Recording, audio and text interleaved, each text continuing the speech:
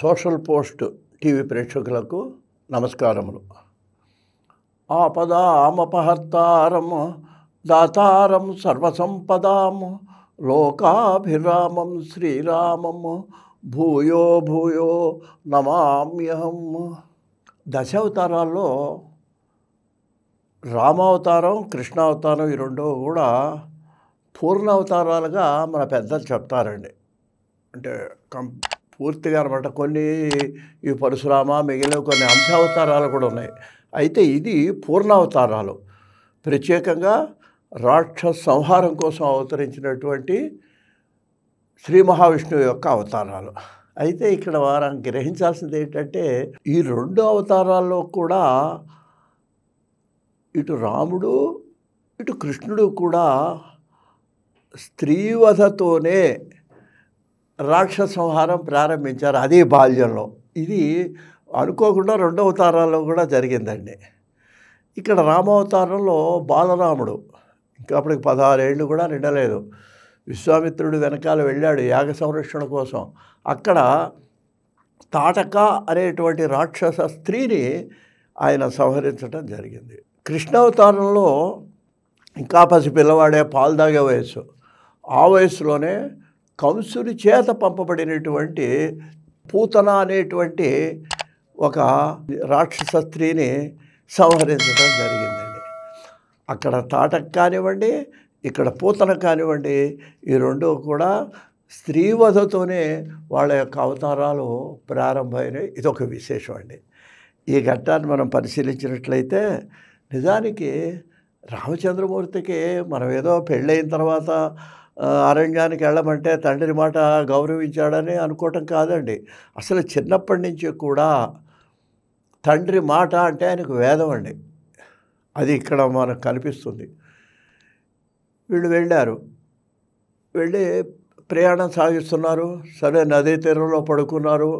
ఆ నిద్రించారు. పొద్దున్నే తెల్లారుజామున అయితే ఆయన పాపం ఒక మంచి శ్లోకం చెప్పి నేర్పాడు. విశ్వామిత్రుడు చెప్పి ఏమన్నాడంటే, కౌసల్య సుప్రజా రామ పూర్వా సంధ్యా ప్రవర్తతే ఉత్తిష్ట నరసార్దూల కర్తవ్యం దైవమహనికం. ఓ రామచంద్ర, కౌసల్యాదేవి సంతానం అన్నాడంటే చూడండి అక్కడ. అది అటువంటి అంతే. తల్లి అంటే కూడా అతనికి అంత ప్రేమ రాముడికి. కౌసల్య పేరు వినపడితే లేచి కూర్చున్నాడు. సంధ్యావందనం అది ఆచరించాడు. అక్కడికి అది అయిపోయింది. మళ్ళీ ప్రయాణం మొదలెట్టారండి.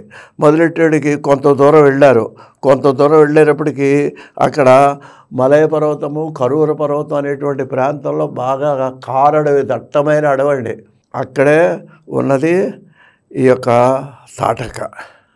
ఈ తాటక సంహార వ్యవస్థను చూసింది. అది అసలు ఎంత రాక్షస అంటే, నరమా వాసన కనిపిస్తే చాలు వాళ్ళని చంపేదాకా నిద్రపట్టదు దానికి. అటువంటి భయంకరమైనటువంటి ఈయన తెచ్చింది పైకి యాగ సంరక్షణ, కానీ దారిలో ఇటువంటి రాక్షసులను కూడా సంహరించడానికి ఆయన బాలరాముడిని తన వెంట తీసుకొచ్చాడు. చూశాడు అంత దూరంలో వస్తున్నదండి. వచ్చేటప్పటికి అప్పుడు అన్నాడు విశ్వామిత్రుడు, ఓ రామచంద్ర, అదిగోదో మన మీదకు వస్తున్నది. అది మన ముగ్గురిని చూసింది.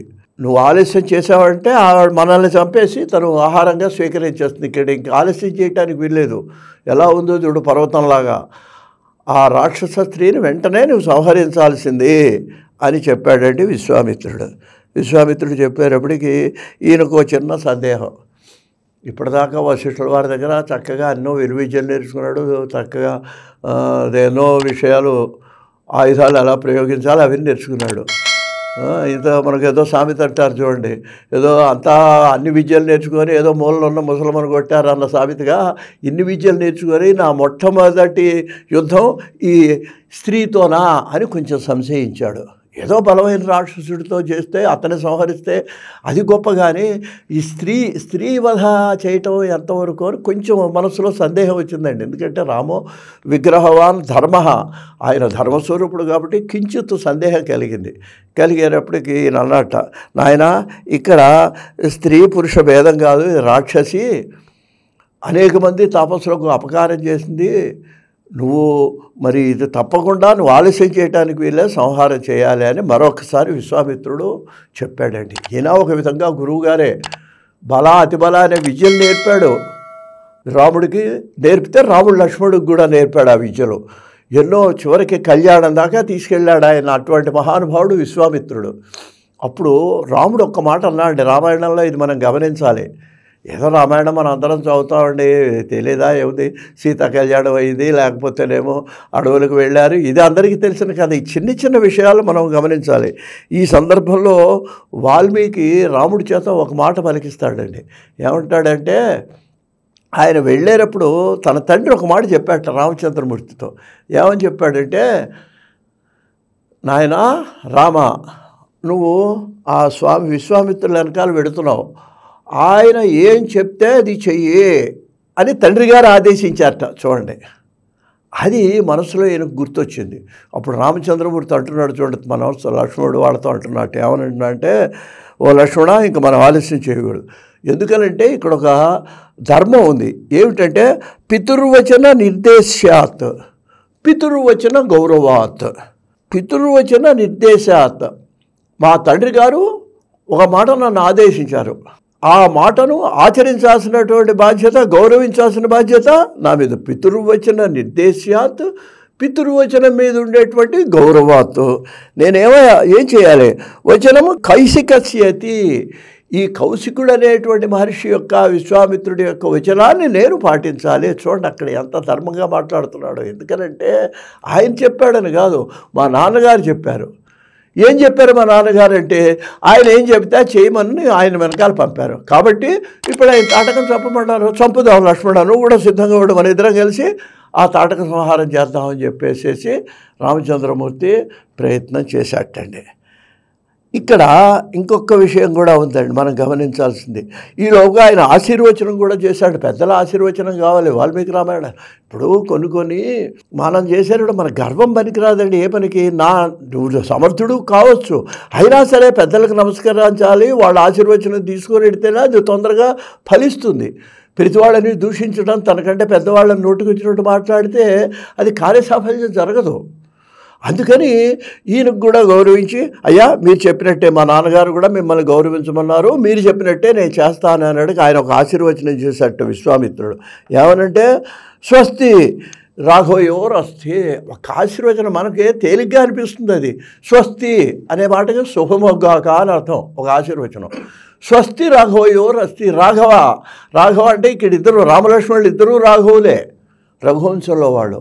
ఈ రాఘవులకు స్వస్తి కలుగ్గాక, మేలు కలుగ్గాక, విజయము కలుగ్గాక అని ఆశీర్వదించాడు విశ్వామిత్రుడు. ఈయన అక్కడి నుంచి బాణాలు సంధానం చేస్తున్నాడండి. చేసి తన బాణాలతో ఆమె చేతులవి ఖండించడానికి ప్రయత్నం చేస్తూ, పెద్ద పర్వతంలాగా ఉందండి, చూస్తేనే భయంకరంగా ఉంది. అటువంటి సందర్భంలో లక్ష్మణుడు దూకాడండి ముందుకు. రాముడేమో బాణప్రయోగం చేస్తున్నాడు, లక్ష్మణుడు ఇంకా దగ్గరికి సమీపానికి వెళ్ళాడు. వెళ్ళి చూడండి, ఇక్కడ మనం చాలామంది రామాయణంలో గమనించాల్సింది, లక్ష్మణుడు శూర్పణకు ముక్కు చెవులు కోసాడనే మన అందరికీ తెలుసు. కానీ ఈ ముక్కు చెవులు కోసేటువంటి అలవాటు ఆయనకి ఇంతకు ముందు కూడా ఉందండి. అది రామాయణంలో ఇక్కడ వర్ణించబడింది. వెంటనే ఆయన ఏం చేశాడంటేనండి, ఈ దగ్గరికి వెళ్ళిపోయి, తాటకి దగ్గరికి వెళ్ళిపోయి, సౌమిత్రి మకరోత్తు క్రోధాత్ హృత కర్ణాగ్ర నాసికాం. వెంటనే లక్ష్మణుడు అంత భయంకరమైన రాక్షసి దగ్గర కూడా ఏమాత్రం భయపడకుండా, ఎందుకంటే అన్నగారు పక్కన ఉన్నాడు, ఏమిటి ఆయనకు భయం, వెంటనే వెళ్ళిపోయి దగ్గరికి వెళ్ళిపోయి ఆ తాటకు యొక్క ముక్కు చెవులు రెండు కూడా తన కత్తితో కోసి పారేసట్టండి. ఇక్కడ ఇంకో విశేషం కూడా ఉందండి. ఒక మనిషి యుద్ధం చేసేటప్పుడు ఏదైనా తనకు అపకారం జరిగేటికి ముందు సొగం డీలా పడిపోతాడు.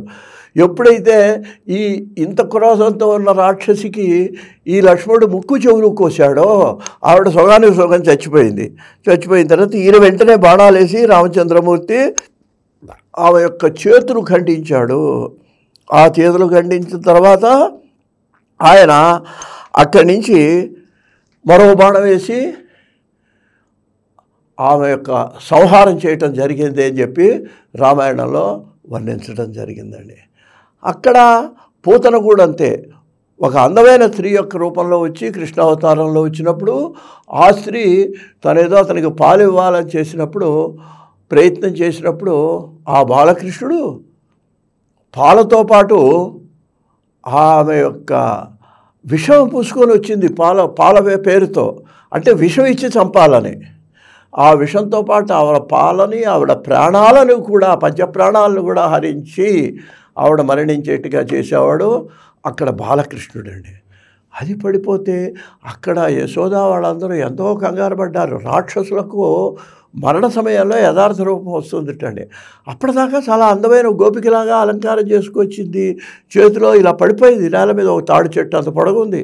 ఈ కృష్ణుడు, బాలకృష్ణుడు ఆవిడ హృదయం మీద, ఆవిడ పొట్ట మీద అటు ఇటు కేరింతలు కొడుతున్నాడు.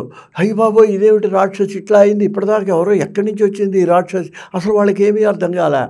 ఆ విధంగా అక్కడ అది స్త్రీ సంహారం మొట్టమొదటిసారిగా. కృష్ణావతారంలో కూడా పూతన సంహారం జరిగింది, ఇక్కడ రామావతారంలోనేమో తాటక సంహారం జరిగింది.